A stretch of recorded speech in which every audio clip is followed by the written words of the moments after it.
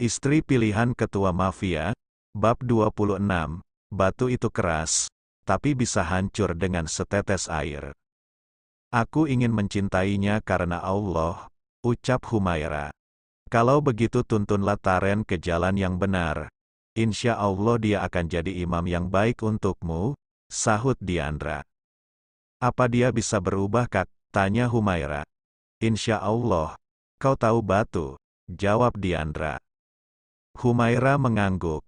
Batu itu keras, tapi bisa hancur dengan setetes air, ucap Diandra. Bagaimana caranya setetes air menghancurkan batu? Tanya Humaira. Kalau setetes air itu menetes setiap saat dan setiap waktu, seperti seorang ibu yang mengajarkan kebaikan pada anaknya, dari sedikit demi sedikit lama-lama anak itu akan menjadi anak yang baik, dan seperti guru yang mengajar muridnya, dari sedikit demi sedikit lama-lama muridnya memahami semuanya, jawab Diandra. Humaira mengangguk dan tersenyum pada kakaknya. Dulu awalnya aku ragu bisa mengubah seorang Max, mafia yang kejam dan sadis. Tapi aku tak pernah berhenti untuk berusaha sampai pada di titik ini. Allah membukakan pintu hatinya, ucap Diandra. Iya, kakak sudah membuat seorang mafia merindukan surga, sahut Humaira. Diandra mengangguk, kau mau makan ubi? Kemarin aku mendapatkan ubinya dari hutan, ucap Diandra.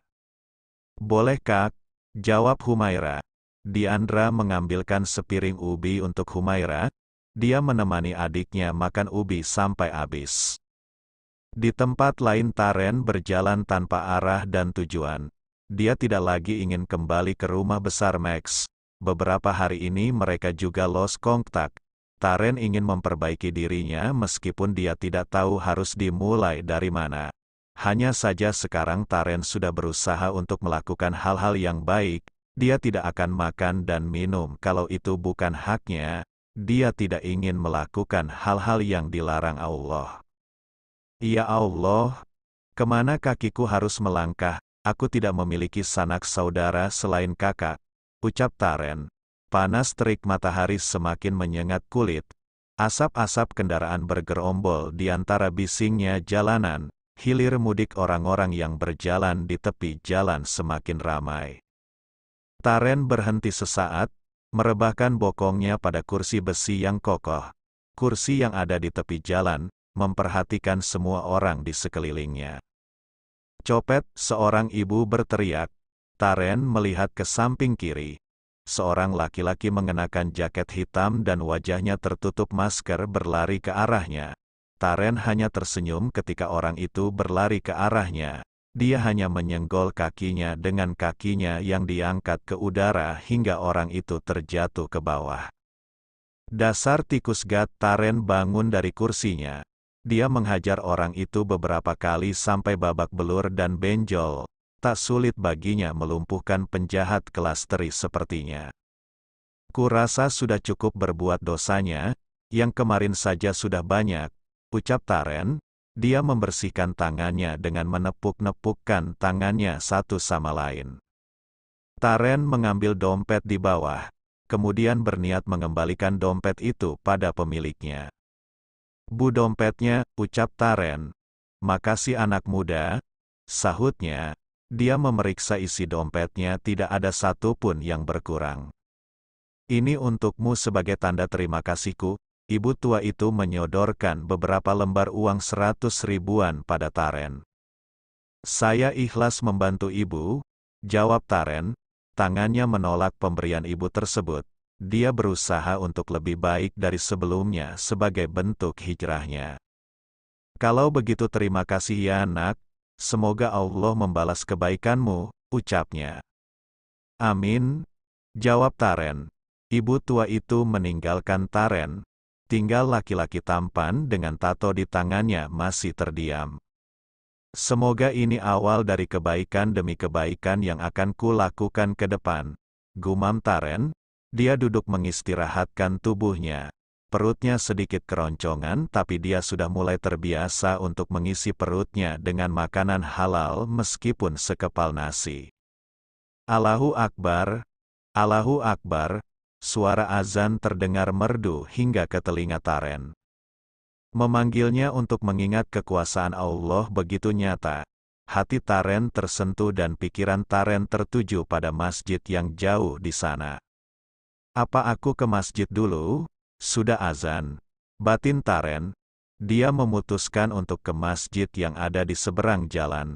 Meski penampilan terlihat sangar dan bertato, dia tetap ingin menyambangi masjid, rumah Allah yang boleh dikunjungi siapapun tak terkecuali dirinya.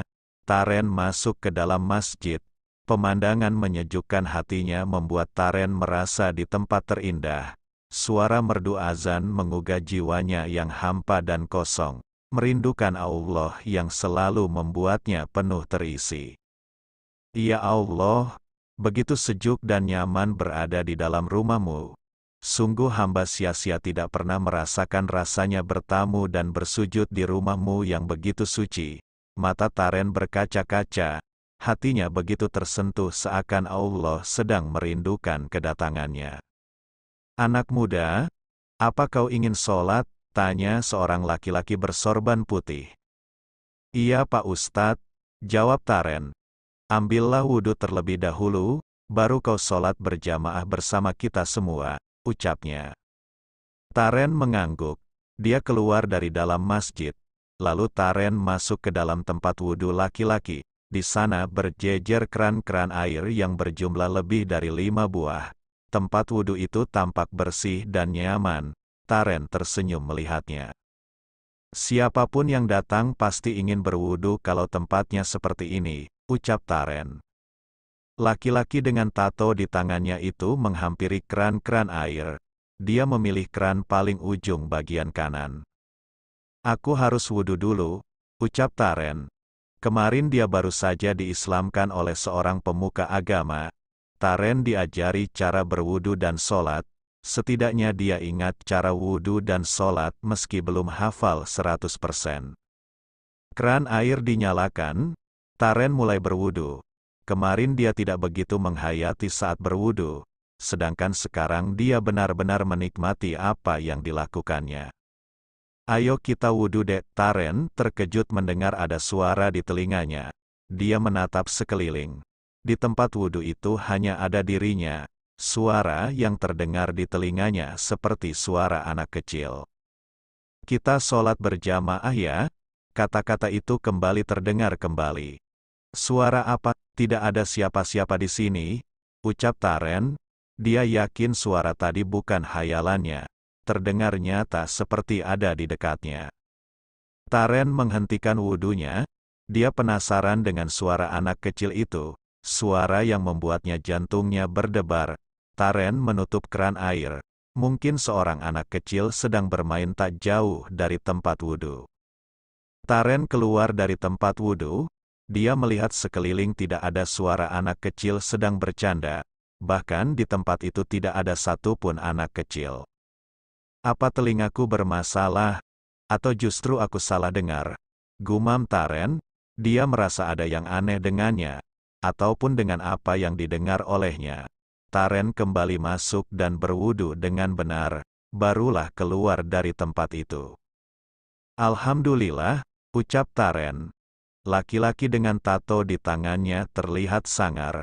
Membuat beberapa orang takut saat melihatnya. Taren acuh dan cuek. Dia masuk ke dalam masjid. Dia yakin Allah tidak akan mempersoalkan tato yang sudah terlanjur sebagai tanda kegelapan untuknya. Toh sekarang Taren sudah bertobat dan ingin memperbaiki diri. Sementara itu Diandra dan Max berkeliling di hutan. Mereka membawa keranjang bambu di belakangnya. Keduanya mencari berbagai tanaman yang bisa dimakan dan tanaman obat yang hanya tumbuh di hutan. Semua dilakukan atas permintaan Kiai Imran yang akan mengadakan makan bersama sekaligus syukuran atas nikmat dan rejeki yang Allah berikan. Sayang, kau tidak lelah? Tanya Max. Tidak, aku sudah terbiasa jalan lebih jauh dari ini sayang, jawab Diandra. Kau memang istri yang tangguh sayang, puji Max. Diandra tersenyum tipis kemudian dia berhenti. Melihat pohon durian yang tinggi menjulang ke atas, begitupun Max yang berdiri di sampingnya. Duk, duk, dua buah durian jatuh dari atas begitu saja. "Au, bos, kenapa nasib kita sial lagi?" ucap Dudu. "Iya, tadi hampir dililit ular, sekarang kejatuhan buah durian," tambah Dede. "Itu karena amal ibadah kalian kurang. Sedekahlah pada buaya, berikan satu tangan kalian untuk disantapnya," sahut Max. "Kalau begitu lebih baik tertimpa durian runtuh, bos," ucap Dudu. "Iya, ini lebih menguntungkan daripada dicaplok buaya," tambah Dede. Diandra hanya menggelengkan kepalanya, dia heran dari mana Max memungut mereka. Sudah pasti tidak mungkin mengemban tugas berbahaya ataupun tugas rahasia. "Sayang, mau durian?" tanya Max. "Boleh," jawab Diandra. Bergegas Max memanjat pohon durian, dia naik ke dahan yang ada di atasnya untuk mengambil buah durian. "Tuan Mafia ngapain?" tanya Diandra. "Memetik buah durian untukmu," jawab Max. Diandra tersenyum tipis melihat suaminya di atas pohon durian. "Sayang, durian matang akan jatuh sendiri seperti tadi. Tidak perlu susah payah memetiknya. Lagi pula kau juga belum tentu tahu durian matang seperti apa," ucap Diandra. "Iya bos, tunggu duriannya nibanin kepala, jelas udah pasti matang," tambah Dudu. "Betul bos, Dede dan Dudu sudah pada benjol gara-gara ketiban durian matang." Mau tak mau Max turun kembali, dia tidak jadi memetik durian. "Bruk, sayang, gak jadi deh memetik duriannya." "Gak apa-apa," tanya Max. "Gak apa-apa, tapi kita bisa tetap makan durian sayang," jawab Diandra.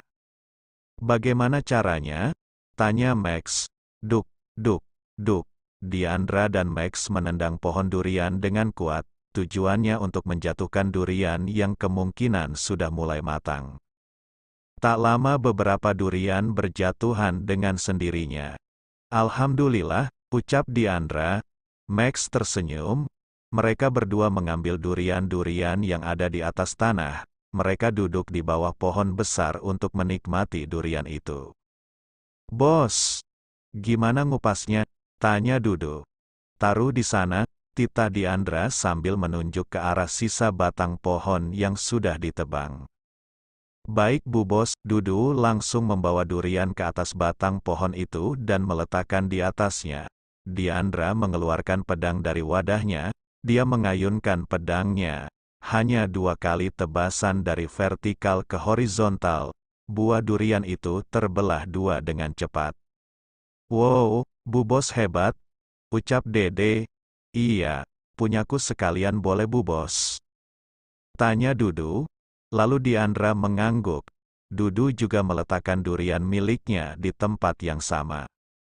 Dengan 1 kali kecepatan tangan dan 2 gerakan durian itu terbelah 2. Mereka berdua tampak senang sedangkan Diandra hanya tersenyum tipis. Kemudian dia kembali duduk bersama Max menikmati durian manis itu. "Tolong," terdengar suara orang minta tolong. Membuat Diandra dan Max menghentikan aktivitasnya. Kedua netra mereka menatap tajam. Bersambung. "Jangan lupa berikan komentar membangunnya ya. Maafkan juga jika masih banyak kekurangan dalam channel ini. Terima kasih semuanya. Love you sekebon. Semoga bisa menghibur teman-teman semua. Jangan lupa subscribe, like, dan bagikan."